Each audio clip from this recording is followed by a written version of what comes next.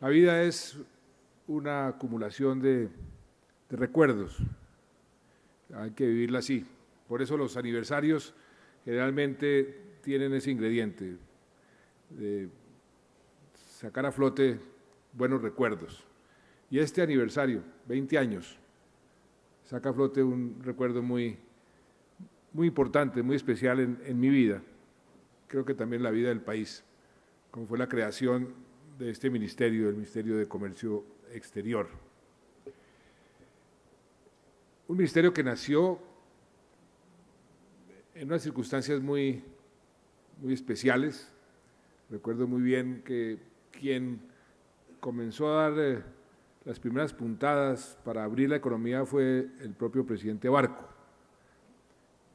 Se utilizó un estudio que hizo Fedesarrollo, donde se demostraba que el crecimiento del país no podía seguir en el camino que tenía trazado si no se aprovechaban los mercados externos.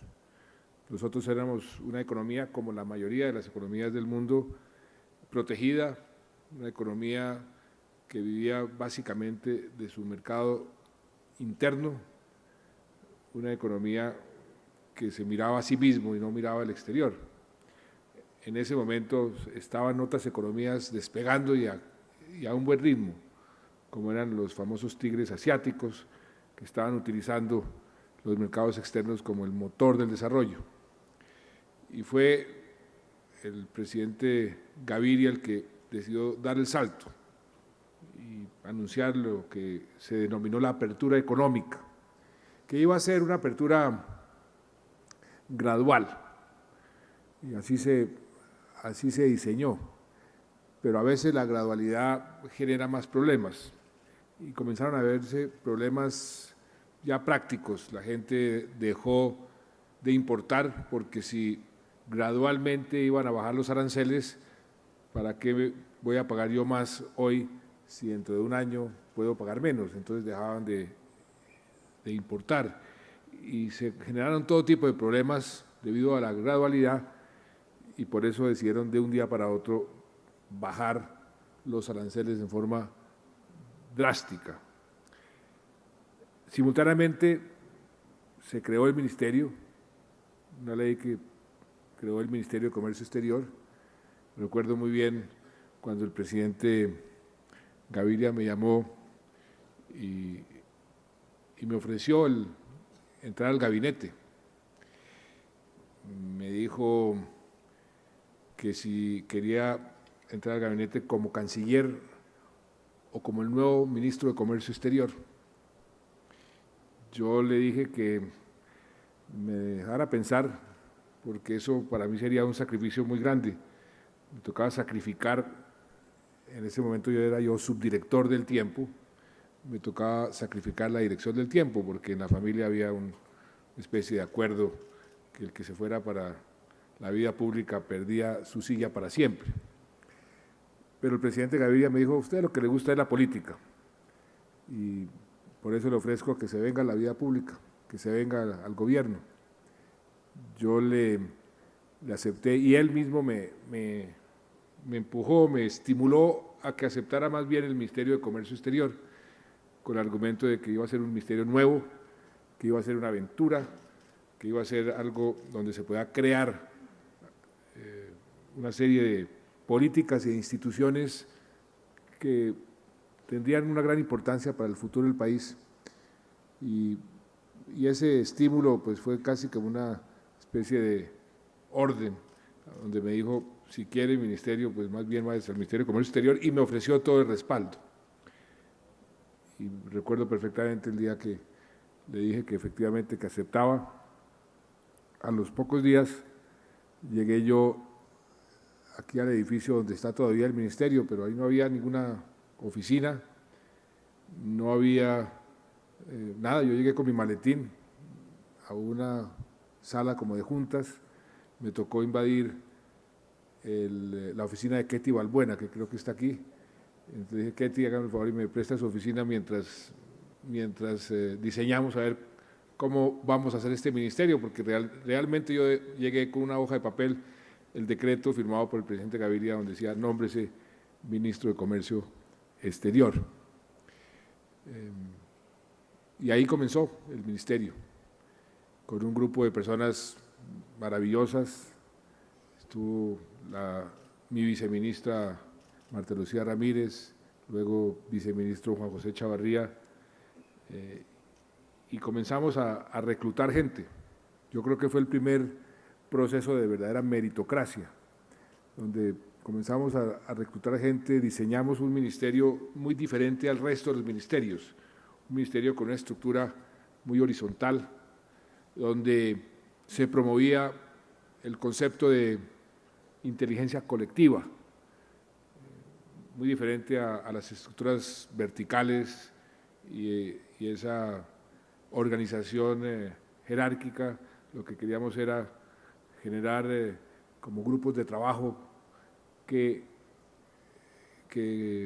abordaran los diferentes retos, que eran muchísimos, pero que se abordaran de forma conjunta, uniendo inteligencias, sumando.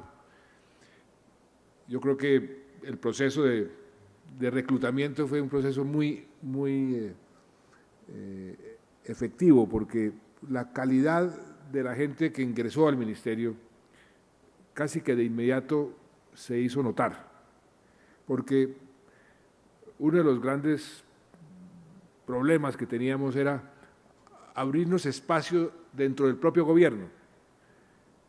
Las burocracias son muy celosas de sus fueros, los ministerios son muy celosos de sus fueros. Este era un ministerio nuevo que irrumpía y que teníamos que ganarnos nuestro espacio a expensas de otros ministerios, porque aquí se aplica la ley de Pareto, si uno gana el otro pierde. Entonces estábamos confrontados con varios ministerios, con 3 ministerios especialmente y 3 ministerios muy fuertes. El Ministerio de Desarrollo, que era el ministerio que tenía anteriormente bajo su responsabilidad el tema de comercio exterior. En efecto, yo hice el empalme con el ministro de Desarrollo saliente, Ernesto Samper. Nos tocó enfrentarnos al Ministerio de Hacienda, entre otras cosas porque le estábamos quitando la aduana, que era algo supremamente importante, las políticas que tengan que ver con toda la política aduanera y el comercio. Eso también lo manejaba el Ministerio de Hacienda y eran muy celosos. Y la Cancillería, que la Cancillería tenía, como era obvio, bajo su responsabilidad toda la política diplomática que tenía que ver con el comercio, y pues no le gustaba un nuevo intruso que se le metiera a negociar acuerdos de libre comercio y hacer una labor diplomática. Eso fue una parte dura de la creación del ministerio, pero ayudó muchísimo la calidad de la gente que se logró reclutar, porque a pesar de ser un ministerio pequeño, y así lo concebimos desde el principio, también lo concebimos como un ministerio de altísima calidad, y afortunadamente se ha mantenido así a lo largo de estos 20 años. Y esa calidad se fue imponiendo en las reuniones del gabinete, en las reuniones, las discusiones con los demás ministerios, y poco a poco fuimos posicionando el ministerio dentro del propio gobierno, que era uno de los retos más importantes. Luego estaba pues el diseño de la política comercial, era algo nuevo. Estábamos en cierta forma inventándonos una política, porque el país no estaba acostumbrado a mirar hacia afuera, a conquistar mercados, y ahí se logró poco a poco ir cambiando los paradigmas. Eso fue otra gran dificultad. ¿Cómo hacemos para cambiarle la cultura a la gente? Para que el país entienda que mirando a los mercados externos nos va mejor, y para mirar hacia los mercados externos, pues es necesario fomentar la competitividad interna y ir desmontando la protección, que ya de por sí se ha desmontado en la parte arancelaria, pero en el resto se mantenía esa mentalidad totalmente proteccionista. Eso fue otro gran esfuerzo que se hizo, poco a poco irle enseñando al sector productivo y al país en general la importancia de mirar hacia afuera y de conquistar mercados. Y así comenzamos a diseñar nuestros pasos, nuestra hoja de ruta, qué mercados vamos a tratar de conquistar primero, con qué mercados vamos a hacer acuerdos en primera instancia. Ahí surgieron los acuerdos que se hicieron con Venezuela, con Ecuador. Esos fueron los primeros acuerdos que negociamos dentro de la Comunidad Andina, porque curiosamente la Comunidad Andina, el Pacto Andino, como se llamaba antes, que se había negociado desde el año 68, pues nunca se ha puesto en verdadera operación para lograr un mercado libre dentro del propio Pacto Andino. Entonces dimos ese paso porque eran mercados naturales para nosotros, Venezuela y Ecuador, mercados que eran naturales pero que generaban todo tipo de prevenciones. Yo me acuerdo perfectamente cuando anunciamos el acuerdo de libre comercio con Venezuela, que muchísimos empresarios nos decían que cómo íbamos a cometer semejante locura, que Venezuela era un país mucho más rico que nosotros, que tenía un músculo económico mucho más poderoso y que nos iba a arrasar, que eso significaba el fin del sector productivo colombiano. Con argumentos igualmente rebuscados, diría yo, también se oponían a los acuerdos de libre comercio con Ecuador. ¿Por qué digo que rebuscados? Porque el argumento con Ecuador era totalmente al contrario. ¿Cómo es posible que nosotros vayamos a hacer acuerdos de libre comercio con un país que tiene unos salarios mucho más bajos que los colombianos? Ese salario bajo nos va a arrasar y vamos a acabar con el sector productivo. Así surgían opiniones en contra de cualquier paso de ir abriendo la economía y fomentando la competencia. ¿Por qué? Pues porque llevábamos 190 años acostumbrados a proteger la economía. Y eso fue otro esfuerzo muy duro, pero que poco a poco fuimos rompiendo esos paradigmas y cambiando la mentalidad. Todavía, hoy, 20 años después, hay mentalidades que dicen, no, tenemos que seguir protegiendo los mercados, a veces con cierta razón, porque a veces sí hay situaciones de comercio desleal y de comercio desigual, pero creo que ya rompimos ese celofán después de 20 años de seguir insistiendo. Y diseñamos también ya aspectos prácticos, no solamente con quienes hacíamos los acuerdos, sino qué mercados íbamos a conquistar y con qué productos. Eso fue una discusión muy interesante, una discusión donde se dividieron en el gabinete las opiniones en los dos bandos tradicionales. Los que decían que el mercado debería escoger aquellos productos donde nosotros debíamos concentrarnos, que fuera el mercado el que escogiera, que ese era un proceso natural. La otra escuela era la que decía que el gobierno debería intervenir, debería, en cierta forma, señalar esos productos estilo lo que hicieron en Corea, en la mayoría de los países asiáticos. Ganó la escuela de que fuera el mercado.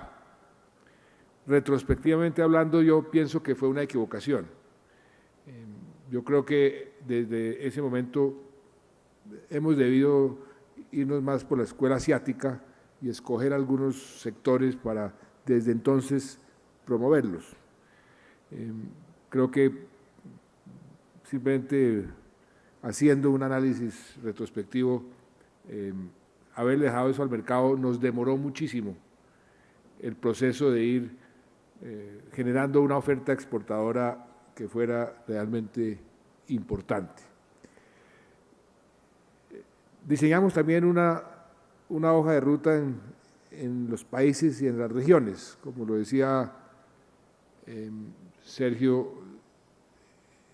Nosotros pusimos a Estados Unidos como uno de los objetivos fundamentales porque era el mercado más importante y era obvio y natural por la cercanía, por 1000 razones, que ese mercado era el más atractivo. Pero era algo como un imposible en ese momento, y por eso quisimos más bien acercarnos a ese mercado a través de lo que se denominó en ese momento el NAFTA, que es el Acuerdo de Libre Comercio entre México, Estados Unidos y Canadá. Y quisimos entrar a ese mercado a través del acuerdo con México. Por eso, cuando negociamos con México, negociamos las reglas de origen que tenía México con Estados Unidos. Los empresarios nos decían, pero ¿por qué hacen ese tipo de arreglos tan curiosos con unas reglas de origen completamente diferentes a los demás acuerdos? Porque estábamos pensando en la posibilidad de ingresar a ese mercado por vía del NAFTA. No se logró en ese entonces, por razones que ustedes todos conocen, pero hoy, como lo recordaba el ministro, pues hace 115 días tenemos acuerdo de libre comercio por fin, después de 20 años de haber diseñado en nuestros planes tener con Estados Unidos ese acuerdo. Hicimos una serie de esfuerzos para acercarnos al Asia. Recuerdo que organizamos una misión al Asia, la coordinó una de nuestras funcionarias del ministerio, Ingrid Betancourt, y fuimos a Corea, fuimos al Japón y fuimos a China. Veíamos que ese mercado era un mercado que iba a ser, y que ya era en ese momento un mercado que estaba creciendo en una forma importante, pero que iba a ser hacia el futuro el verdadero motor del crecimiento mundial, y que nosotros habíamos en cierta forma marginado nuestro mar Pacífico y la importancia de ese mar hacia el futuro. No le habíamos dado la importancia que realmente debería tener. Hicimos esa misión, fuimos con una serie de empresarios. Nuestro objetivo era precisamente tener ese acceso a esos mercados. 20 años después, estamos ya con un acuerdo que entra en vigencia con Corea, muy importante para el sector productivo colombiano, muy importante para el sector agropecuario colombiano. Yo espero que en las reuniones de la Asamblea General de Naciones Unidas, ahora a final de mes, nos reunamos con el primer ministro de Japón para darle ya luz verde al inicio de las negociaciones con Japón. Eso lo establecimos, las negociaciones con esos países, sobre todo con Japón, pues tienen como una especie de velocidad asiática, es lento, eso hay que estudiar todo con mucho cuidado. Con Japón se estableció el primer paso cuando fuimos en visita oficial allá al Japón hace ya más de un año. El primer paso era estudiar la conveniencia de, eso se ha venido haciendo por parte y parte, ya más o menos se concluyó que sí le convenía a Japón y le convenía a Colombia, entonces vamos a dar la largada, por así decirlo, para que se inicien las negociaciones y tendremos entonces también acceso libre a ese mercado tan importante como es el japonés. Con la China, ustedes han visto lo que ha crecido el comercio con la China. La China sigue siendo pues un país cada vez más importante. Hablamos de la posibilidad, pero eso hay que estudiarlo muy bien, de un acuerdo con ellos. Es un mercado al cual cualquier país añora tener abierto, pero también hay que tener mucho cuidado de abrirnos totalmente al mercado chino, por lo que eso significa. Por eso hay que ir con pasos muy cuidadosos en un tratado con la China, pero sin embargo estamos promoviendo muchísimo las relaciones económicas y comerciales y de inversión con la China, y cada vez hay más interés de la China en Colombia. La China y los asiáticos en general también miran a muy largo plazo con una visión muy estratégica y ven que América Latina, pero sobre todo Colombia, tenemos lo que ellos cada vez están necesitando más. Tenemos energía, tenemos biodiversidad, tenemos agua, tenemos la capacidad de aumentar la producción de alimentos como pocos países en el mundo.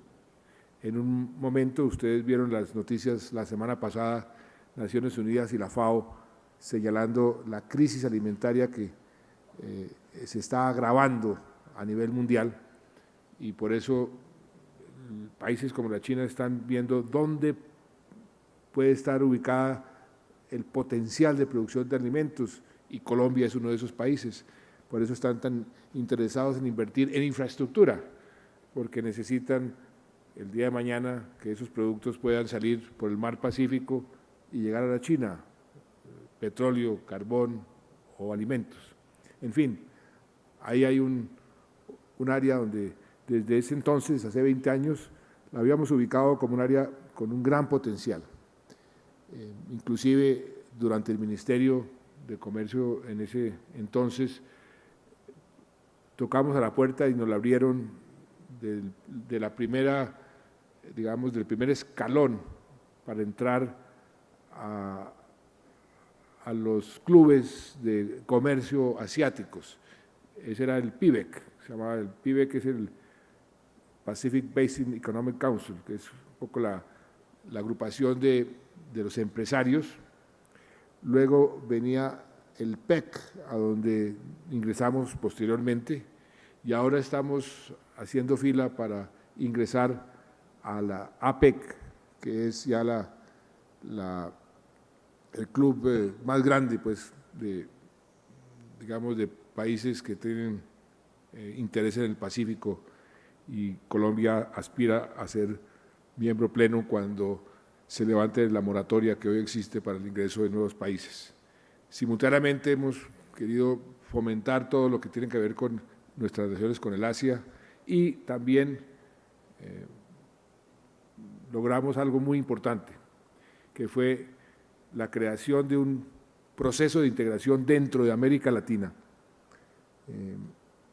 con miras al Pacífico, que se llama precisamente la Alianza del Pacífico: México, Chile, Perú y Colombia, abierto a otros países. Ya muchos países están interesados en ingresar, y ese grupo de países tiene un mercado más grande que Brasil, con un ingreso per cápita más alto que el de Brasil, con unas economías que hemos decidido integrarlas mucho más, lo que hemos llamado la integración profunda, y ha generado un gran interés para los inversionistas, que es parte de los objetivos de la creación y de la integración en América Latina y de estos 4 países. En el Ministerio también nos correspondió el ingreso de Colombia a la Organización Mundial de Comercio y negociar la transferencia de lo que era el GATT hacia la OMC. Eso fue una negociación muy interesante, muy importante. En ese proceso nos tocó librar una batalla lindísima para defender el banano colombiano, que estaba siendo sometido a unas reglas bastante injustas por parte de la Unión Europea. Nos estrenamos con un panel en el GATT, después en la Organización Mundial de Comercio, porque nos tocó la transición, y fuimos, para orgullo nuestro, los primeros países, el primer país en desarrollo en ganarle ante esa instancia mundial, multilateral, un pleito, por así decirlo, a la Unión Europea, lo que los obligó a cambiar la forma de distribuir sus cuotas y de distribuir el acceso del banano, y donde los bananeros colombianos resultaron muy favorecidos durante muchos años. Se calcula que le ingresaron a los bananeros colombianos y a Colombia más de 500 millones de dólares adicionales simplemente por haber ganado ese pleito, un pleito que además fue muy bonito en el sentido de Costa Rica y Colombia unidos frente a la Unión Europea en un pleito que se acabó de dirimir por allá en unas tiendas, todo el mundo comiendo cordero con la mano, cuando era en Marrakech, cuando se firmó la creación de la Organización Mundial de Comercio, y había un anexo que tenía que ver con este punto específico. Se chupó, por usarlo en términos populares, en un momento dado uno de los países, Bélgica. Entonces nos tocó ir de tienda en tienda. Eso, el rey de Marruecos había hecho una gran fiesta y nos daba cordero para comernos en la mano, entonces todo el mundo estaba todo untado de cordero, y nosotros buscando a los diferentes delegados de la Unión Europea para ver si podíamos conseguir los votos suficientes.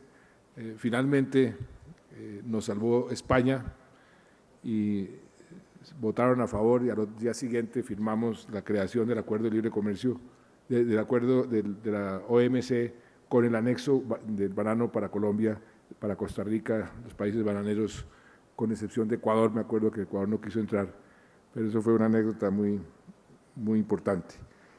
Esta creación de este ministerio pues tenía también una serie de entidades adscritas. Bancoldex, que desde el principio, con el doctor Caballero, que está aquí presente, nos propusimos que este fuera como una especie de joya del Estado, demostrar que el Estado también puede tener un banco eficiente. Y con Carlos y con Ketty Balbuena, que era la secretaria general del banco, hicimos todo el diseño para que el banco realmente operara en una forma eficiente y que no tuviera nada que envidiarle a la banca privada, algo que creo que por fortuna se ha mantenido durante estos 20 años. Inclusive redujimos el capital del banco a la mitad, y esa mitad del capital lo usamos para fondear la otra entidad que creamos, que fue Proexport. Proexport se creó, fue una especie de transformación de la antigua Proexpo a lo que es hoy Proexport, y creo que estas dos entidades hablan por sí solas en cuanto al papel que han venido jugando y que han jugado en estos últimos 20 años y que seguirán jugando hacia el futuro.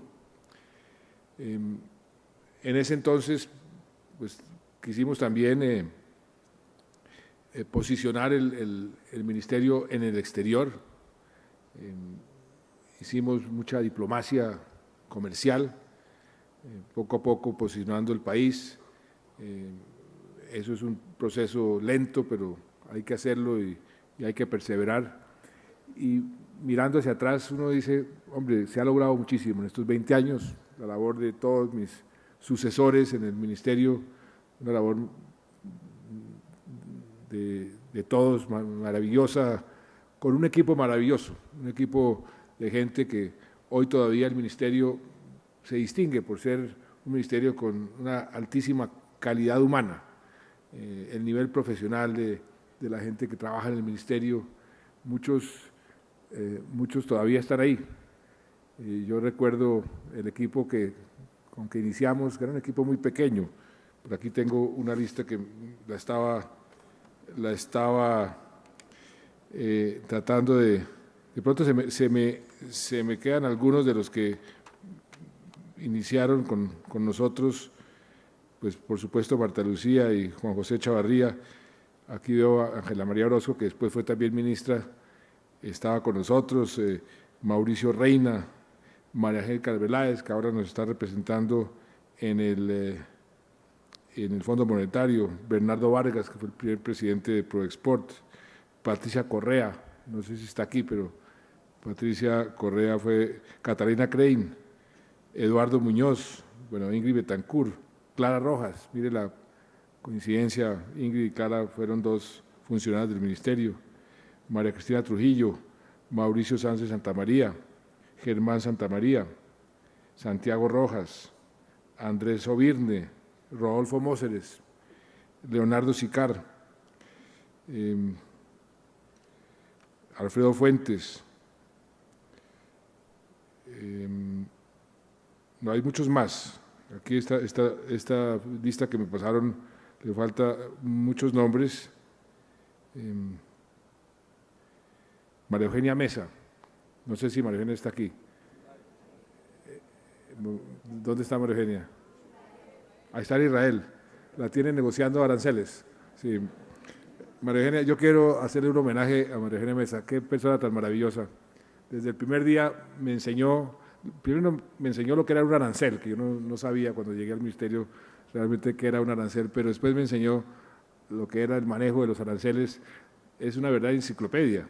Yo creo que si hay alguien que haya estado en todas las negociaciones con un conocimiento muy preciso de cada partida, cada subpartida, es María Eugenia. Y yo creo, ministro, ¿por qué no hacemos un ejercicio que todos los que comenzaron el ministerio en los primeros 2 años del ministerio, todos los funcionarios que todavía están, démosles esa condecoración que usted tiene, que es orden al mérito? Hagamos eso para hacerles un reconocimiento.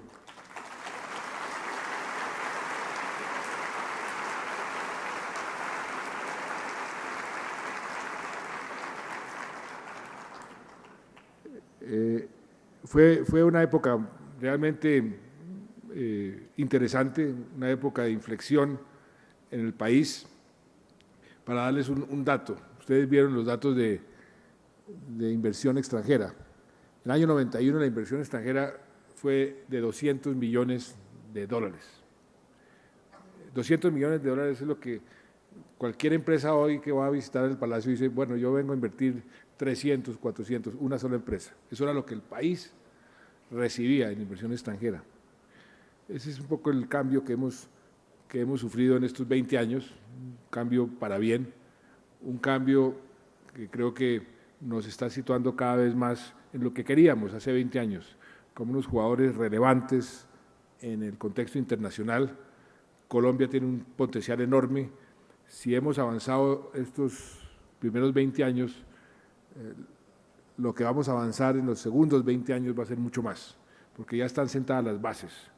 Y como les decía hace unos momentos, tenemos un potencial enorme porque tenemos lo que el mundo necesita, una población joven, una economía en este momento señalada como una de las economías más saludables de todo el planeta. Eso se mide también por los famosos spreads. ¿Cuánto pagan los inversionistas o cuánto paga quien va a emitir un bono de más para poder venderlo? Colombia es hoy en día uno de los países que menos tiene que pagar, porque hay una tremenda confianza en el futuro de Colombia. Todavía somos un país que per cápita nuestro comercio exterior es muy pequeño, tenemos un inmenso potencial y de ahí que estamos acelerando el proceso de ir abriendo los mercados. Ustedes vieron las cifras, cómo hemos venido aumentando de 60 millones de consumidores que tenían acceso a nuestros productos, o nosotros teníamos acceso a esos consumidores sin ningún tipo de restricción. Vamos a terminar este cuatrienio con 1.400 millones. Eso es un cambio realmente importante. Hoy le estamos llegando a más de 180 mercados en el mundo. Estamos penetrando en los mercados nuevos que se están volviendo mercados muy importantes sin desestimar la importancia de los mercados tradicionales. Tenemos que hacer un gran esfuerzo en mejorar nuestra oferta exportadora. El potencial agropecuario de que les hablaba por la crisis alimentaria es enorme, pero al mismo tiempo tenemos que volvernos conscientes, y eso no lo hemos tenido como cultura, de las buenas prácticas en el sector agropecuario para que las fresas, las frambuesas, los melones que podamos producir tengan unas especificaciones precisas que son los que exige en los mercados que estamos abriendo. Todo eso tenemos que irlo fomentando y coordinando. Y la entidad que está, digamos, en el centro de todo eso, pues es el Ministerio de Comercio, que hoy es de Industria y de Turismo, que antes no lo era. Y por eso este ministerio está cada vez tomando una posición también más y más importante. Pero lo importante de cualquier institución es su capital humano. Las instituciones son, al fin y al cabo, la expresión de lo que la gente que trabaja en esas instituciones quiere que sea. Y por eso los 20 años de éxito de este ministerio se debe fundamentalmente a ustedes, a la gente que ha trabajado a través de todos estos años, que sigue trabajando hoy en el ministerio. Ustedes son los verdaderos responsables de que Colombia y el ministerio pues, hayan progresado, que hayan podido mostrar los resultados que ustedes acaban de ver en este video que se nos presentó. Yo un momento dado entré en pánico, ministro, porque creí que me iba a poner a competir con Abello ahí en la presentación, pero bueno, afortunadamente no fue así. Pero creo que esa presentación muestra cómo hemos avanzado. Y esto, como les digo, son los primeros 20 años. Estoy seguro que los segundos 20 años van a ser aún mejores, porque el país va por buen camino. El país finalmente está siendo relevante a nivel internacional. El país tiene un potencial enorme, enorme en todo sentido. Y depende también de nosotros, de todos nosotros, que ese potencial lo convirtamos en realidad. De manera que muchas felicitaciones a todos. Les deseo otros exitosos 20 años y tengan la seguridad de que aquí tendrán un soldado más de comercio exterior luchando y trabajando para que ustedes tengan éxito, porque el éxito de ustedes es el éxito del país. Muchas gracias.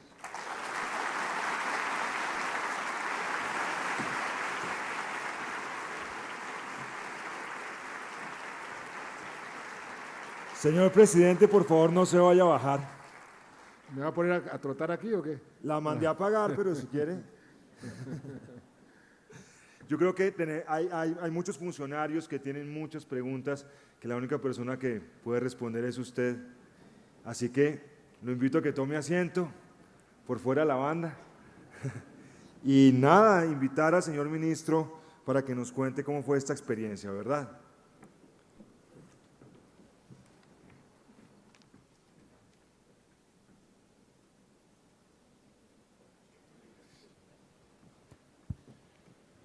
Presidente, el primero es pues, agradecerle sus palabras. Yo sé que le llegan a todos los que estamos aquí hoy en el auditorio, no solamente los que estamos aquí, los que están viendo esta transmisión por medio de internet, por streaming en Colombia, en las regiones donde hay muchos funcionarios de Proesport, de Bancoldex, algunos del ministerio, y también en el exterior, en las oficinas nuestras. Ellos han estado muy pendientes del día de hoy, del mensaje suyo, de lo que está pasando.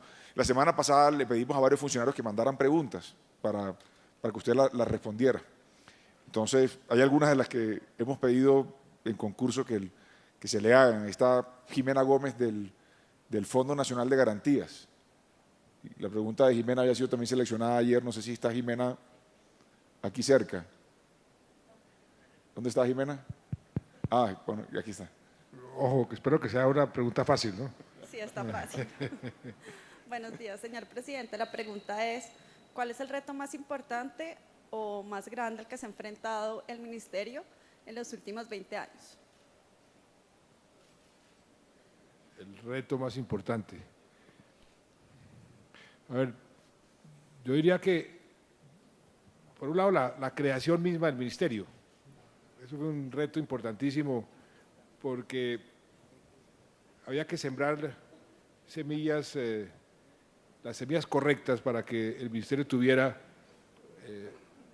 éxito, y ese fue un reto importantísimo. Pero así de los aspectos concretos, tal vez lo que nos tocó recientemente en la aprobación del Tratado de Libre Comercio más importante que hemos firmado, que es el de Estados Unidos. Eso fue todo un proceso complejo porque entraban a jugar una cantidad de intereses, una cantidad de situaciones políticas, y nos tocó desplegar, digo nos tocó porque ya no como ministro sino como presidente, hacer una labor en el Congreso de la República que venía de atrás, en Congreso de los Estados Unidos, que venía de atrás, pero que no se ha podido consolidar por situaciones eminentemente políticas. Finalmente se logró, ahí hubo episodios muy especiales, en un momento dado, para mencionar solamente uno de los muchos episodios que nos tocó confrontar.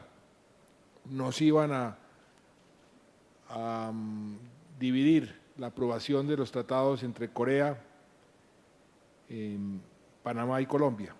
Iban a dejar a Colombia de último, con la garantía, entre comillas, que se iba a aprobar de todas formas, pero nosotros sabíamos que eso no era así. Y diferentes grupos de interés estaban apoyando diferentes acuerdos. Unos apoyaban Corea, otros apoyaban Panamá, otros apoyaban a Colombia. Entonces decidimos hacer todo lo que estuviera a nuestro alcance para no permitir que la aprobación de los tratados se dividiera.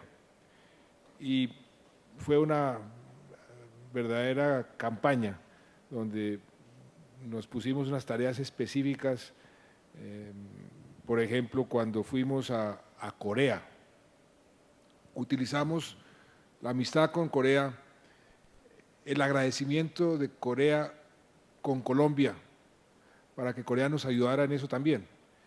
Y por pura coincidencia, a mí me tocó ser el primer presidente de Colombia que va a la zona desmilitarizada en la frontera, pues, entre Corea del Norte y Corea del Sur, después de la Guerra de Corea.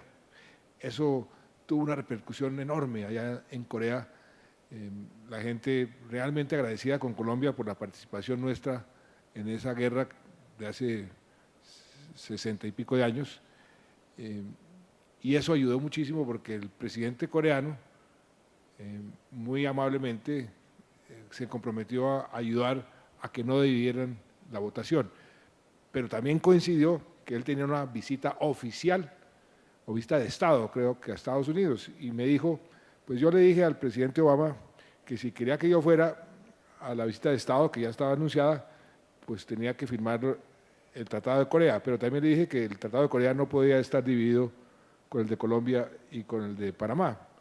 Al mismo tiempo nos tocó que en el propio Congreso una serie de senadores que nos ayudaron muchísimo asumieran la misma posición. Yo creo que ese fue el punto más, digamos, más sensible, más determinante en una aprobación que, como lo decía el ministro, duró 8 años después de iniciar las negociaciones, pero en el fondo duró 20 años, porque nosotros queríamos este tratado hacía 20 años.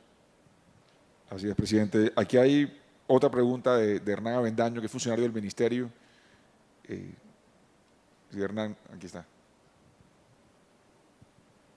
Señor presidente, ¿podría usted compartir con nosotros otras anécdotas de esas simpáticas, curiosas, como la que le tuvo en Marrakech, pero al comienzo, los primeros días de su experiencia como ministro de Comercio Exterior?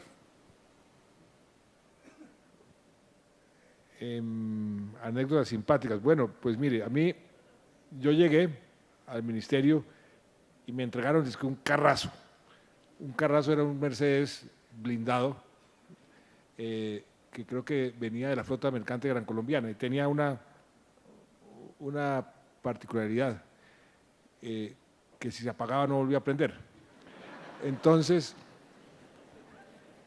me tocaba llegar en el carro y mantener el Mercedes prendido todo el día, porque era blindado y simplemente si se apagaba ahí, empujarlo cuesta arriba era imposible. Entonces, la cosa más absurda del mundo. Yo con un carro que tenía que mantener prendido todo el día y todo el mundo pendiente de que no se fuera a apagar el Mercedes. Pero otra anécdota muy simpática fue, pues no tan simpática porque fue complicada, cuando me dio por cambiar la hora en el apagón. Eso se volvió una discusión en el gabinete, la mitad del gabinete a favor y la mitad en contra. El presidente Gaviria oyó pues los argumentos y finalmente optó porque sí, que había que ensayar.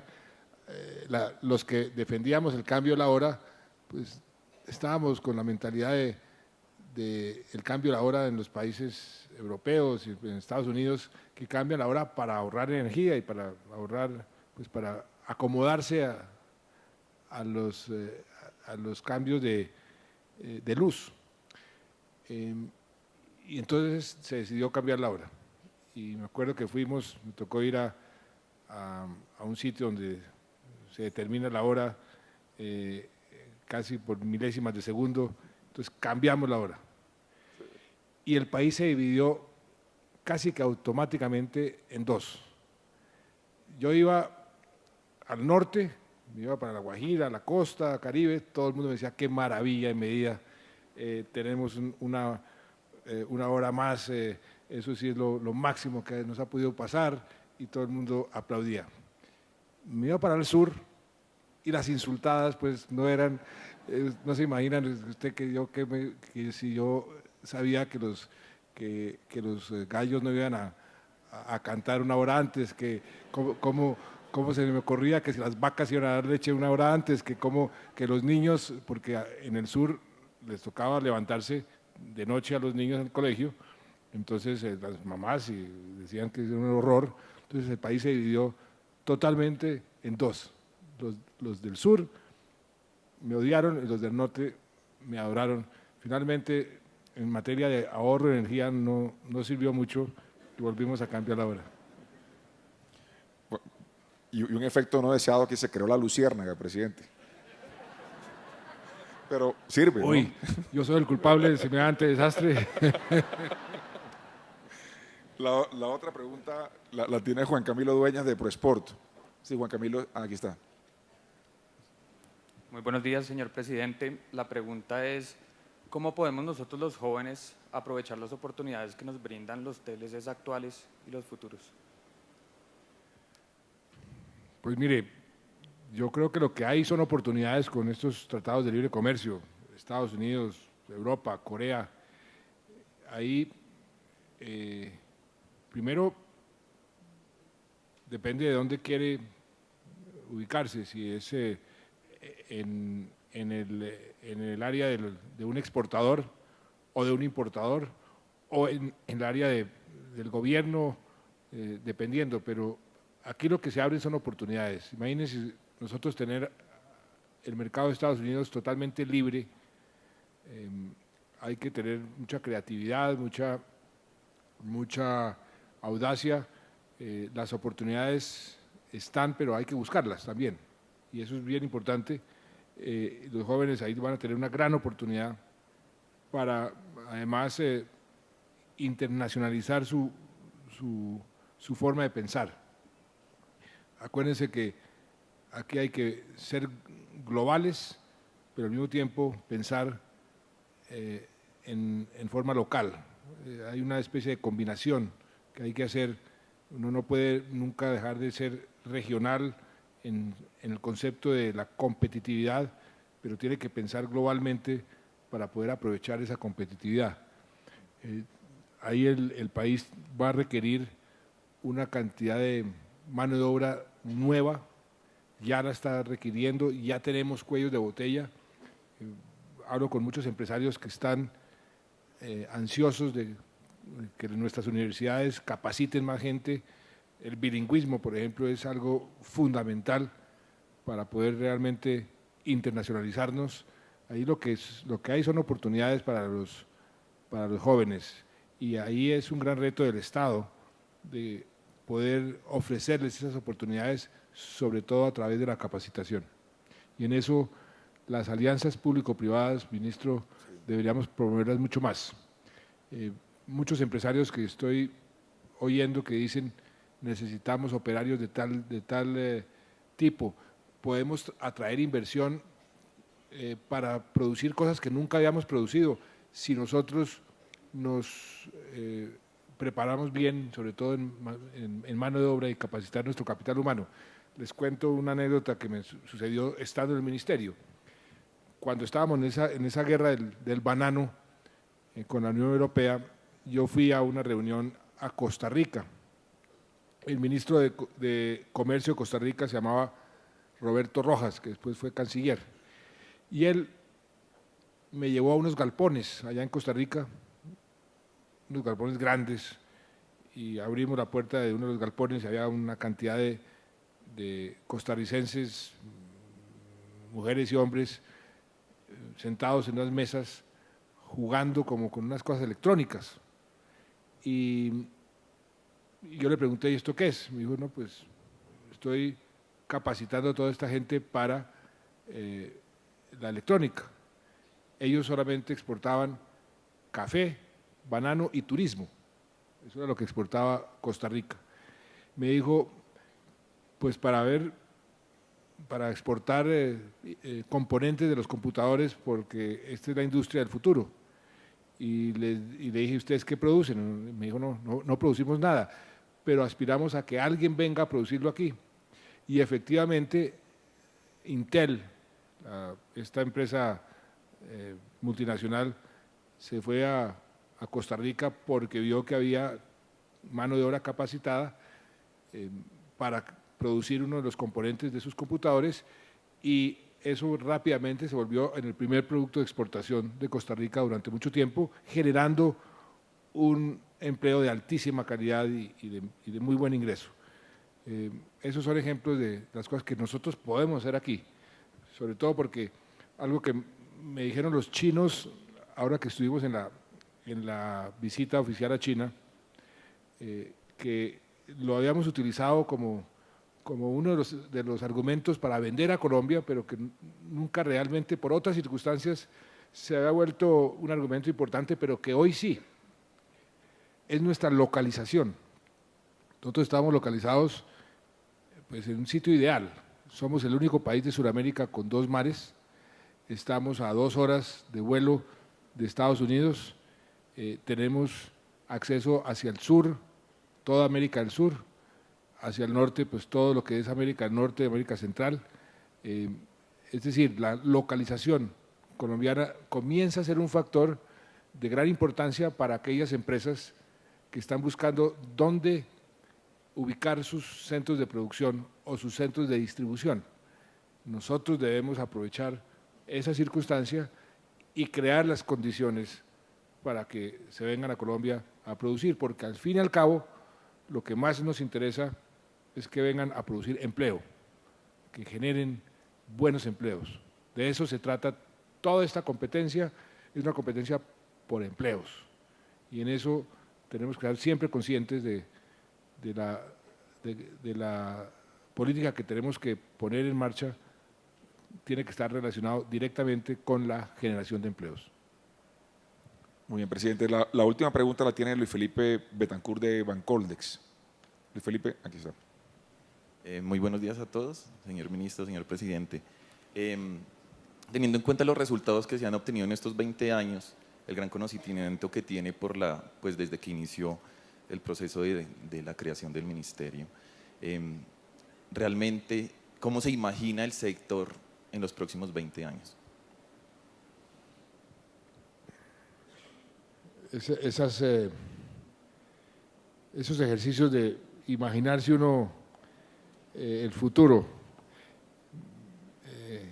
Yo me imagino el comercio exterior jugando un papel cada vez más importante.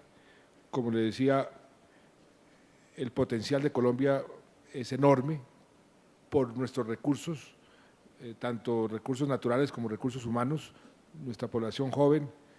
Podemos, ojalá, ir migrando hacia esos sectores que tienen mayor valor agregado y que generan empleos con más altos ingresos.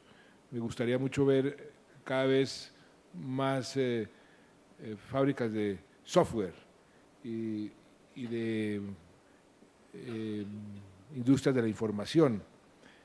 Ese tipo de industrias, atraerlas para poder dar un salto cualitativo en el tipo de, digamos, de comercio que podemos tener nosotros. Tenemos que tener mucho cuidado de no seguir dependiendo tanto de los recursos básicos, del petróleo, de la minería, e ir migrando hacia los sectores lo que llaman no tradicionales o no mineroenergéticos. Eso requiere una política muy efectiva en materia de educación, también de atraer la tecnología y atraer la inversión para generar ese tipo de masa crítica. Yo pregunto muchísimo cuando voy, por ejemplo, ahora que estuve en Singapur, que son los campeones de la innovación. ¿Qué se requiere para, por ejemplo, convertir a Colombia en un gran centro de investigación y desarrollo en materia de biodiversidad? ¿Por qué lo pregunto? Porque si usted agarra las empresas que más valor han agregado en las bolsas de Nueva York, de Londres, de Frankfurt, en cualquiera de las grandes bolsas a nivel mundial, son las empresas que tienen algo que ver con la biotecnología. Y usted hace un análisis histórico de la transformación de las economías y se da cuenta que durante 100 años las empresas que más valor tenían en las bolsas eran las empresas que producían bienes industriales. La Caterpillar, la Ford, General Motors, empresas industriales. Luego vino la gran revolución de la informática y entonces esas empresas fueron digamos, desalojadas o fueron reemplazadas como las empresas de mayor valor, que mayor riqueza generaban, por empresas como Microsoft.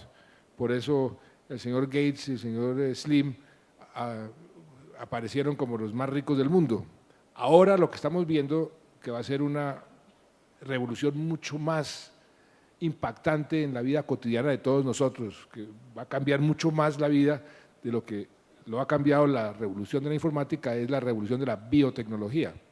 Si nosotros somos un país tan rico en biodiversidad, entonces ¿cómo conectamos eso que está sucediendo, esa gran revolución, con nuestra riqueza? ¿Cómo hacemos para aprovechar esa riqueza? Con investigación y desarrollo. ¿Y cómo atraemos esa investigación y desarrollo? Era lo que yo decía que preguntaba mucho. Hay que crear los ambientes favorables. Me decían, los científicos van donde puedan encontrarse con otros científicos. Van a comer a un restaurante y ven que hay otro científico. Entonces se va creando esas masas críticas. Eso tenemos que comenzar a hacerlo. Estamos viendo a ver cómo atraemos todas las empresas que vienen a invertir aquí. Les digo, antes les decía 2 cosas, ahora les digo 3. Sean responsables ambientalmente y socialmente. Pero ahora les agrego, y por favor, si usted tiene su división de investigación y desarrollo, ¿por qué no trae una parte a Colombia a investigar aquí? Eso genera esa masa crítica. Yo creo que, imaginándonos positivamente el comercio exterior, dentro de 20 años podemos ver un comercio exterior boyante, un país como lo han ya pronosticado muchos analistas. El estudio que hizo el Hong Kong Shanghai Banking Corporation sobre la economía en el año 2050 Colombia está por encima de la mayoría de los países europeos, por encima de Suiza, para no ir más lejos. Estamos por encima de Suiza de acuerdo a esa proyección, pero eso depende precisamente de nuestro comercio exterior y de nuestra forma de desarrollar nuestra potencialidad. Así me lo imagino. Muchas gracias, presidente, nuevamente, y aquí concluimos esta sesión. Muchas gracias.